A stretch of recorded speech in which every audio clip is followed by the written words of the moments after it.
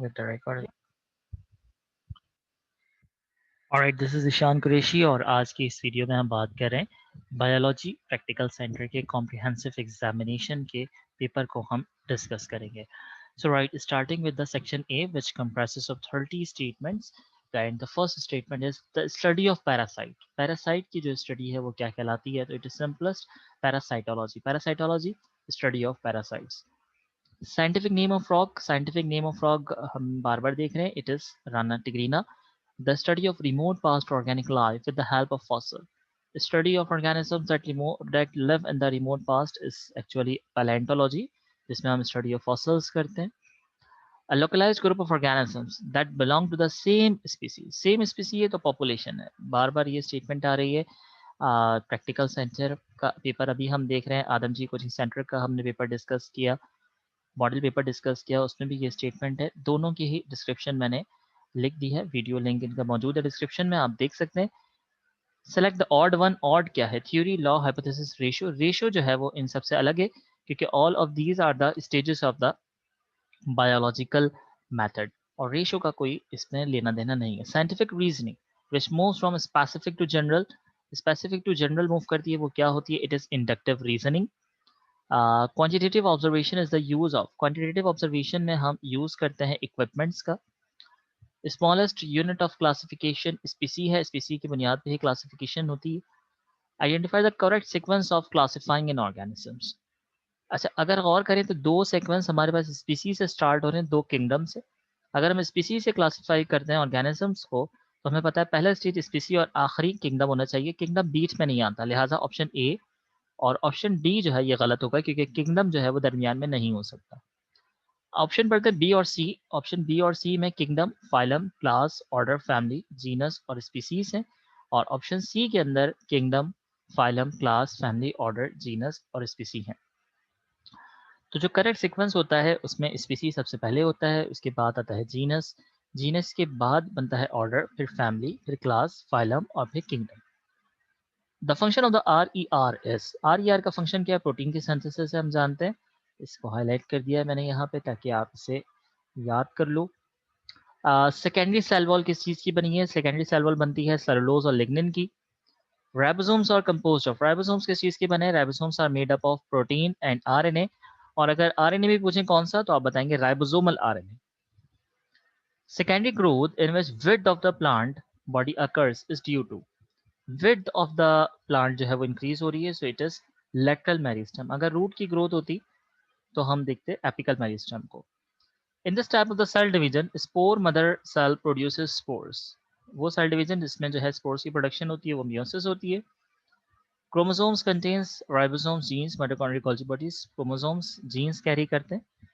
Chromosomes are composed of chromatin fibres. Chromosomes chromatin fibre के बने. और फिर पूछते हैं क्रोमेटिन फाइबर किस चीज के बने? So they are made up of nucleosomes. Meiosis occurs in. Meiosis कहाँ होती है? सोमैटिक सेल्स में नहीं, माइटोसिस होता है. स्किन सेल्स में भी माइटोसिस है. उसके बाद ब्लड सेल्स में भी माइटोसिस है. जर्म सेल्स हैं जिसके अंदर मियोसिस का फिनोमेना होता है. Enzymes are protein in nature. ये बहुत बार बात कर चुके हैं हम.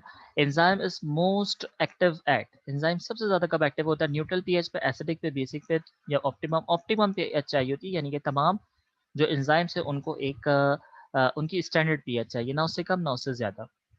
Each mole of ATP stores this amount of energy.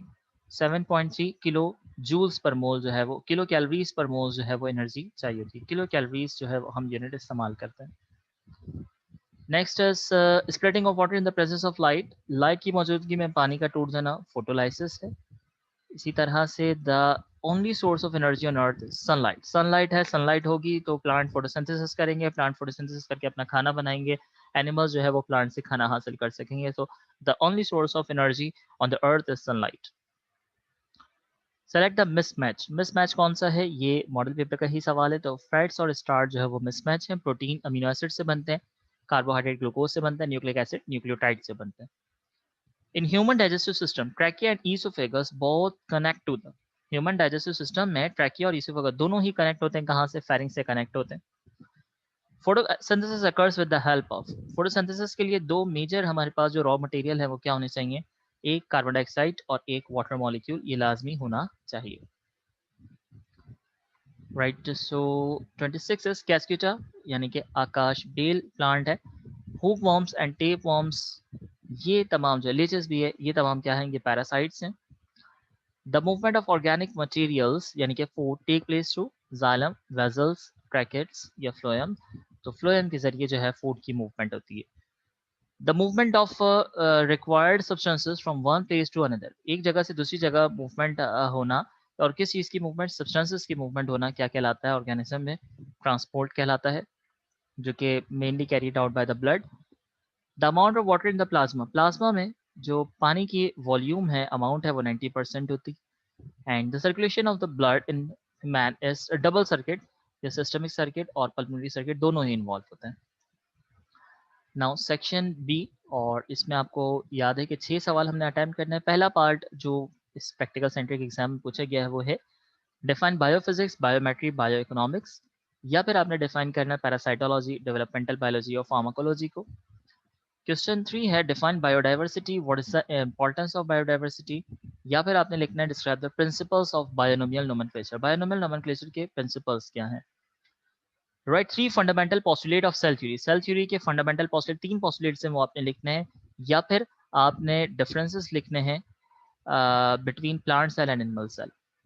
Right. Question 5, draw define any 3 types of chromosomes depending upon the position of centromere, centromere की पोजीशन के मुताबिक क्रोमोसोम्स के 4 टाइप्स हैं, 3 आपने बयान करने, या फिर आपने नोट लिखना है जाइलम और फ्लोएम दोनों पर।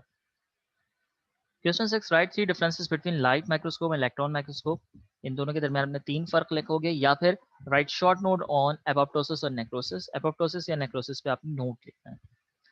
Define anaerobic and aerobic respiration, दोनों की डेफिनेशन लिखेंगे, write chemical equation of aerobic respiration, और एरोबिक रेस्पिरेशन लिखने के बाद उसकी एक बैलेंस्ड केमिकल इक्वेशन आप लिखेंगे।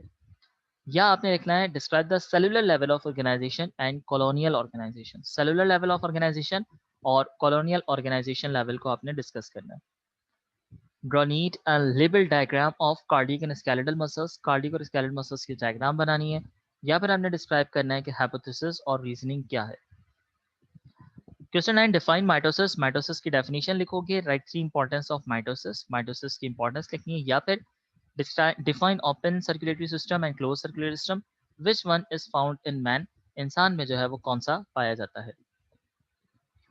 अच्छा, इसके बाद है आपसे define any 3 types of the following, 3 of the following, active transport, palaeontology, endocytosis, environmental biology, exocytosis, observation, diffusion, plasmolysis, osmosis, इसमें से आपने किसी की 3 डेफिनेशंस लिखनी है।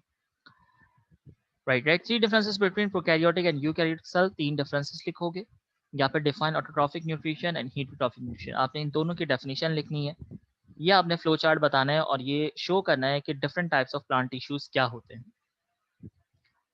Explain the role of ATP, ATP का रोल क्या है, या आपने नोट लिखना है write about leukaemia, blood cancer पे, या फिर आपने बताना है थैलेसीमिया मेजर क्या है, या आपने बताना है डबल सर्किट सर्कुलेशन से क्या मुराद है। और फिर आखिर में है सेक्शन सी, जिसमें आपने 2 सवाल के जवाब लिखने हैं। पहला है define photosynthesis, name 2 faces of photosynthesis and describe any one of them. Photosynthesis क्या है, 2 फेसेस के नाम लिखने हैं और किसी एक को डिस्क्राइब करना है, या फिर आपने 5 किंगडम क्लासिफिकेशन सिस्टम जो है वो डिस्कस करना है। Define meristematic tissue and explain its types, meristematic tissue की डेफिनेशन लिखेंगे या उसकी टाइप्स आप डिस्क्राइब करेंगे, सॉरी इसके साथ, इसकी डेफिनेशन के साथ आपने एक्सप्लेनेशन लिखनी है, या फिर define biological method and draw a chart showing the steps involve in biological method, biological method की डेफिनेशन लिखेंगे और चार्ट बना के शो करेंगे इसके पीछे कौन कौन से स्टेजेस ये स्टेप्स इन्वॉल्व हैं। या फिर अगेन चॉइस है वाटर एंजाइम्स, एंजाइम्स क्या है, describe any 5 characteristics enzymes, enzymes के 5 फीचर्स आपने लिखने हैं। Describe the structure and function of mitochondria and nucleus. Next आपके पास चॉइस है कि what is transpiration, describe the significance of transpiration. Question 16 है what is blood, explain the composition of, सिर्फ आपने आरबीसी और डब्ल्यूबीसी की कंपोजिशन लिखनी है और कुछ नहीं लिखना।